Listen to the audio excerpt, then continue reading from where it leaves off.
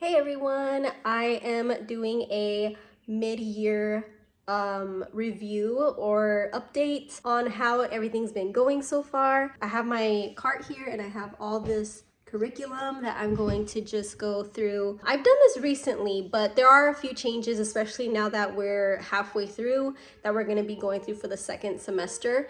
And so I'm just going to briefly go through the curriculum and share how things are going, what we've been loving, what hasn't been so great. I'm going to flip this camera around and just go through all the curriculum one by one. And then I just also wanted to mention that I have already picked out all of the curriculum for third grade for next school year. So I'm really excited about that, and I'm excited to share all of that with you in another video coming very soon. So let's get into it and see how everything's been going for us so far.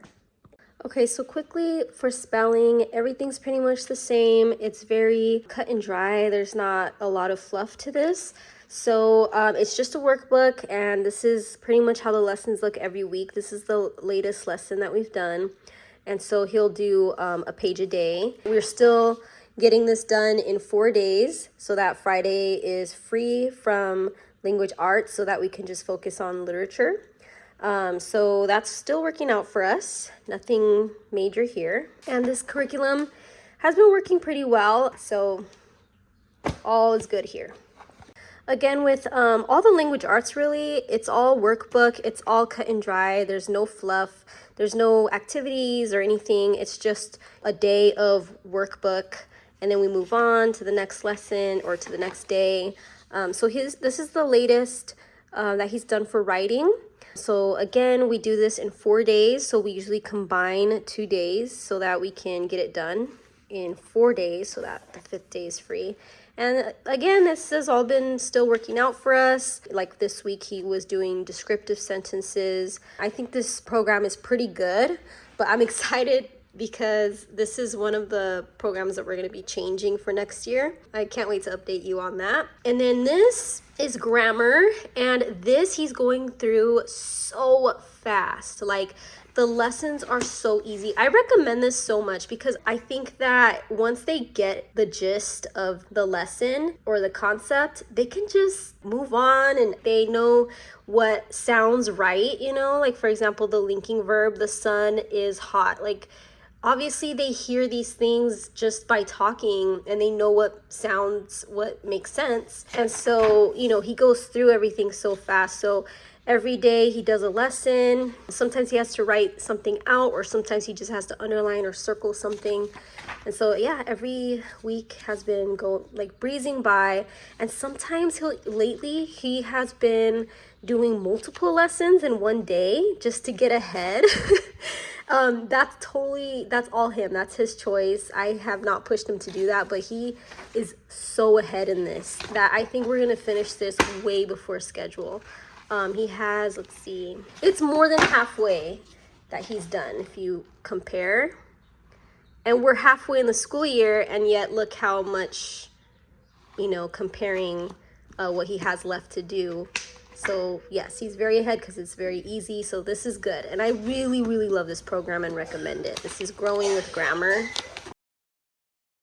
Okay, so Latin is another one that we do Monday through Thursday so that we can have Friday free for literature. This program has been good. If you've seen any of my old videos, you'll know that my son, he enjoys languages. So the program itself is pretty good too. But I'm gonna take the time to say now that we are actually going to discontinue this for next year. I don't regret going through this book, and this is something that we're gonna finish till the end. It's something that we were willing to try it, and like I said, he did enjoy it. But next year, I really want to just focus on learning Spanish and just take, all the time to really just hone in on his Spanish. And it was cool to see all the similarities too between Latin and Spanish. And I think that by learning Spanish, he should be able to use the root words from Spanish and kind of use that to decipher what English root words, what the meaning behind those. So it's not that we might never return to Latin in the future, maybe in middle school, but for now, yes, we're not gonna go back to this next year, and it's to no fault of this program or anything like that. It was just a decision that I felt would be best because of our interest, and I think next year we're just gonna focus on Spanish. So with that being said, when I do my curriculum reveal video, I'm also going to show, I'm not going to have like a Spanish curriculum or workbook or anything, but it is a subscription box that I got for Spanish. I have such high hopes for it, and I'm going to get all into that when the time comes, when I have it in my hands, and I'll explain why as I show you what it contains and everything like that. So I'm really excited about that. And so that's my little update on Latin and how that's going, and just a little peek of what's to come for next year. Okay, so we were able to finish the literature guide for Mr. Popper's Penguins, and now we're going to be getting into the Moffats. We actually just went through the first couple chapters. So what we've been doing with these literature guides is we actually are only doing the comprehension questions. You can see how simple, how much of a difference. So if I go into one of these in Mr. Popper's Penguins, you can see there's about 6 questions here that he answers. And then here, there was only 2. And let me pull the next page. In this one, he's going to answer 3. So there is a bit of a difference in that sense. But then they have this section here where it says enrichment, where he would be copying a paragraph. That's something that was not in here. So I kind of like that. I think it's good for them to copy so that they would have that good example of how to use punctuation and grammar and, you know, what good writing looks like. So that I like that they included that in here. But yeah, we don't do the vocabulary, and a lot of times we don't do the enrichments. The enrichments usually are, like as you can see here, research and drawing and writing a paragraph. Like it's like a little project. There's also, they would do like these illustration scenes. Those are things that we, you know, never did. We only focus on the comprehension questions. I want to plan to continue doing that, focus on the comprehension questions. But if the enrichment is this, copying a paragraph, I think I'll have him do that. I think that's a good idea. I think that'll be very helpful with him learning how to write well. And so yes, I think that the Memoria Press literature guides are really good, and the teacher guides do a really good job of giving an idea of what each question should look like. And it gives you all the answers in here. So yes, I do like this program. Okay, math is another one that we are actually surprisingly doing so well in, and we're very ahead. I will say one thing that has been, I wouldn't even say a struggle, it's just more slow, is the multiple digit adding and subtracting.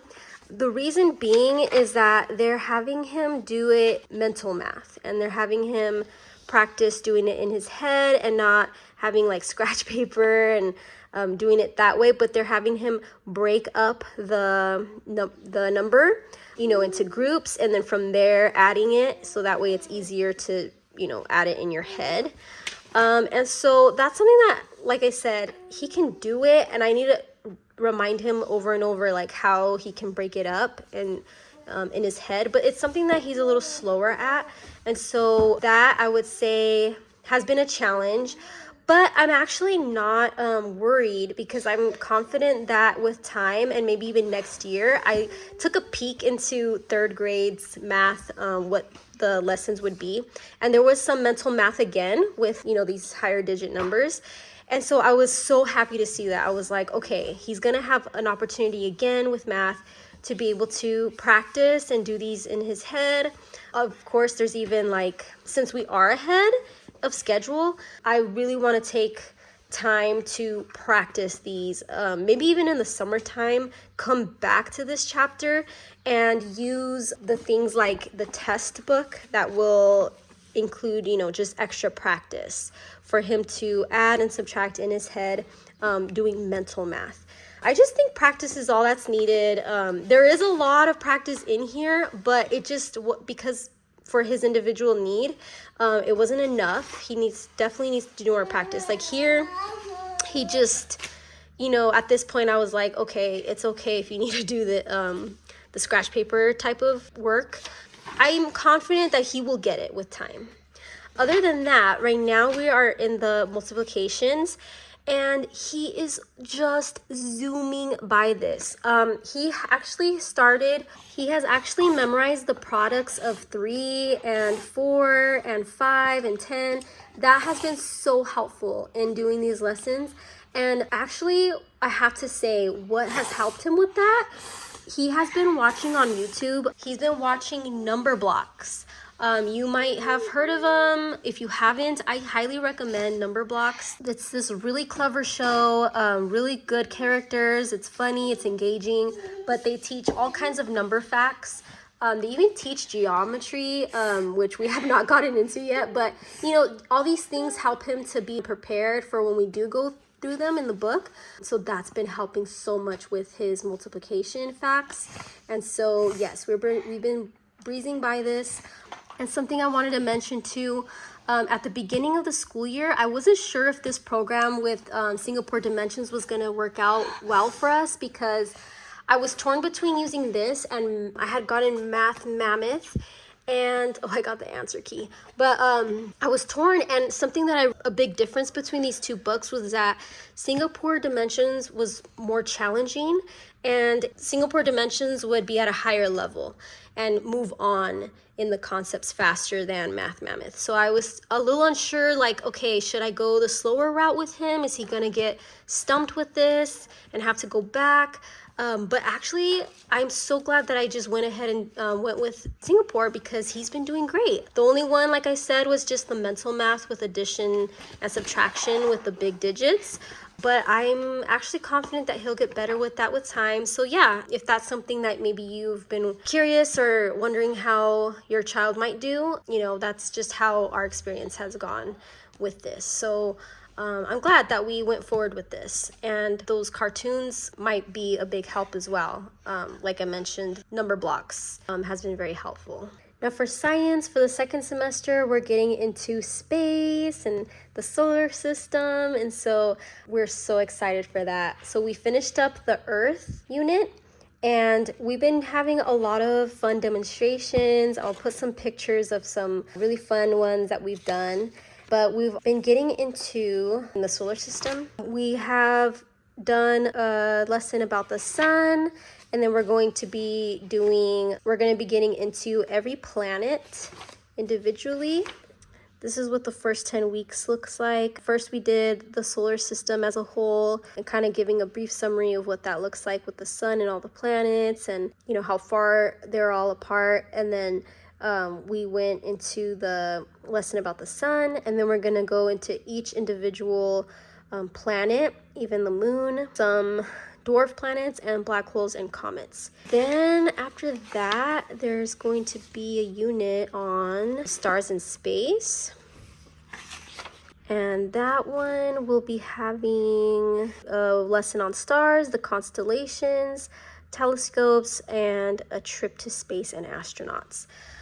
So with this, the way it's always worked, in case you've never seen any past videos, we look through this encyclopedia. This is the main spine, and we just read through the facts of whatever lesson we're on, and he'll write some notes down on this page here, and then we do a demonstration where he'll write down the tools that he used, the method. Usually I take pictures with my phone, and then I'll just print it out and we'll put it here, what it looked like.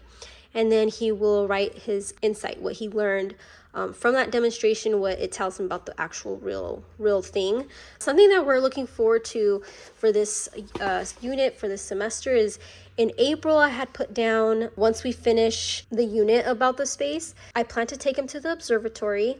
And so I wrote down the day that I want to go. But, you know, it's still in a few months' time. So if anything changes on that date, you know, we can adjust it. But yeah, this is just something that I look forward to seeing through the actual telescope, seeing the real thing. And then they have like a little show that he can watch. So I'm really excited for that. So we'll have our little field trip at the end of this unit. Science is going so well. I've always really hyped up this program. I really love this program. I can link this in the description box. But yeah, this is going so well. Lastly, we have Curiosity Chronicles. Same thing, has pretty much as I've always been saying. The textbook is wonderful. I love the pictures. I love the things that they bring out. They make things very interesting. My only, I wouldn't even say it's really a complaint, but it's been a challenge, is that these chapters are very long. So I like that it's kind of like dialogue, because then it's like it breaks it up a little bit in the mind, where he's just not reading info. It's back and forth dialogue. And then he'll read Ted and I'll read Mona. And there are a lot of illustrations in there, but yes, it's a pretty long chapter, but it keeps it very interesting facts. I'll briefly show the latest lesson. I'll show this as an example. He'll do his map work, where he'll label like the capitals, and then he'll color in. He'll do the crossword puzzle. This is the vocabulary that he does, like a matching, and then he'll do the comprehension questions. There's usually just a few, and that's what a whole week will look like. He doesn't really do the coloring pages. Okay, so I did want to bring out that they also have hands-on activities. We have not been doing that this year, and it was something I really wanted to do this year. In the beginning, we were starting to do them, I think, for like the first couple lessons, and then we just stopped. And I really went out of my way at the beginning of the year to look ahead in all these lessons. I just flipped through every single one, and I literally ordered every supply I would need for all these hands-on activities. And even then, I still just would not do them. We're not the most arts and crafty type of people, and a lot of the activities are very like art centered, and arts and crafts, versus the science curriculum, for example. Those demonstrations to me are so simple. Usually they just have like a few tools or whatever that we need. They're not really arts and craftsy. They're just like little demonstrations, literally. They're not something that you have to use a lot of creativity for. They're just like, okay, you're just gonna get a flashlight and point it to the paper and see how the light is angled, and then you just turn the flashlight. Now how is it angled? That's how the shadow from the earth to the moon, whatever. It's just so simple. But the hands-on activities in this book, it's not that they're like crazy hard, but they're just a little bit more extra. They have like these extra things that it takes more time, it takes more creativity, and they're very art centered. So that's just something that he's not really into. And I personally, this is another opinion of mine, I did not feel like it would enhance so much the lesson. I felt like they weren't very important, or that they weren't going to enhance what he's actually learned about the place. So what I decided to do instead was, just so that he can do something a little hands-on, and I'm gonna sound like a hypocrite, like I just said we don't like arts and crafts. This is our arts and craftsy, but it's more simple. It's just like you color a little bit, you cut it. I actually do the cutting out, and he'll paste it in here. This is what the instructions look like, and this is what it looks like when it's still together. And usually when there's these sentences or paragraphs, you paste this on top, so that way you can flap it open and see and read it. So I'll give you an example. Like in here, this he would pull out and read, the notes. And so what I have him do is he'll color it. Well, this one is not, I'll show you another example. Here's medieval Africa. So these are the lessons he has not done yet. From these lessons, what he can do is like lift it, and it tells you what they would trade. This one he would lift up the flap, and then it tells you about, blacksmiths, griots, it would just tell him the info. And so anytime that he would color this in and we would cut and paste it, I would just have him read it, just to get that extra time spent on reading over the info, and And these are just like straight facts. So whereas in the textbook it's more you know, colored and, you know, it's a dialogue, this is just straight facts. So again, just trying to get the facts in his mind. I don't expect him to memorize it, but just getting it in his mind so that in the future he has something to build on as he gets older and then has to do more of his own essays or whatever it is. So that's what we would do for more of the hands-on thing for history. And I feel like this really worked out well. I really like it, and I like that it's something he can always kind of like look back on and refer to, just to get those quick facts. And it's just nice to look at.